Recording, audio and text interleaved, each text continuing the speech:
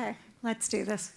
Well, the answer to this question is a resounding no. There's no forking white knight riding in to save the day. And just add it to the challenges that no one institution can solve alone, like fighting the climate crisis or discovering what happens to all of our missing socks. We're going to have to do this together. But in the middle of all of this information pollution, people are just trying to make sense of what they're seeing in the moment, usually relying on their social networks. Now, stay with me for a moment. You know this, but let's set the stage.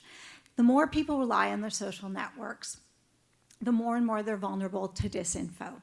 Many newsreaders now are like a herd of buffalo all gathered around a crocodile-infested watering hole. Our research shows that people are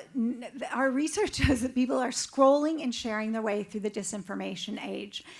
And as they continue to do that, distrust and it creates distrust in our institutions. And as distrust collapses, how can democracy be sustained?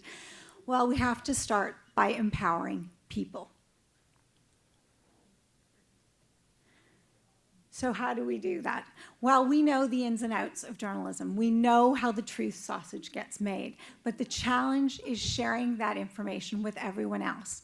How can we help society inform itself?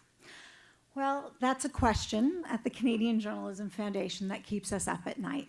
We like to say, as journalism goes, so goes democracy.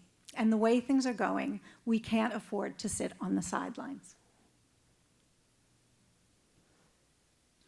But how do we get people? Well, just ask any e-cigarette manufacturer or soda manufacturer. You hook them when they're young.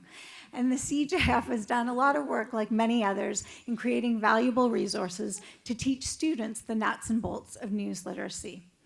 But how do we get those to adults? Well, research shows the kids are all right.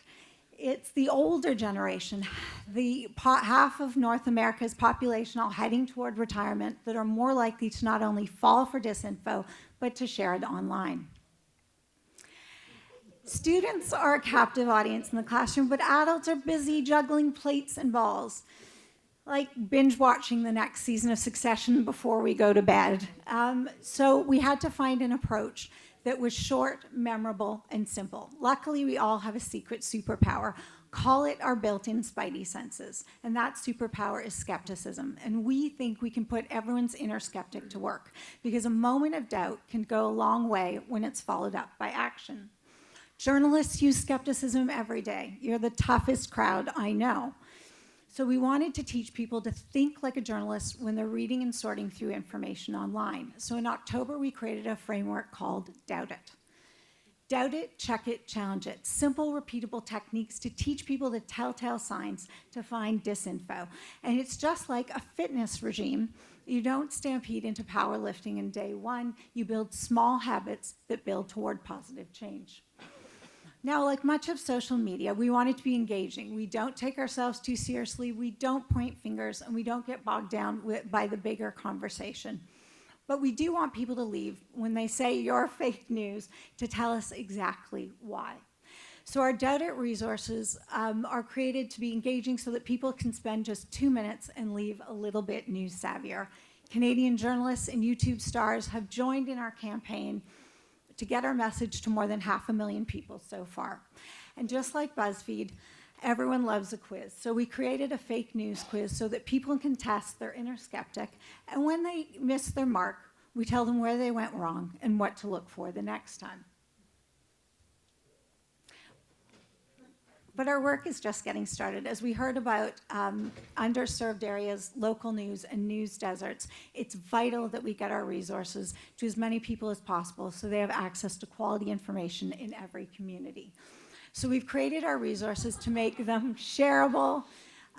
You can take them, crib them, share them with anyone, and we're sharing them with newsrooms, both big and small, and as we create new resources, they'll be equally accessible.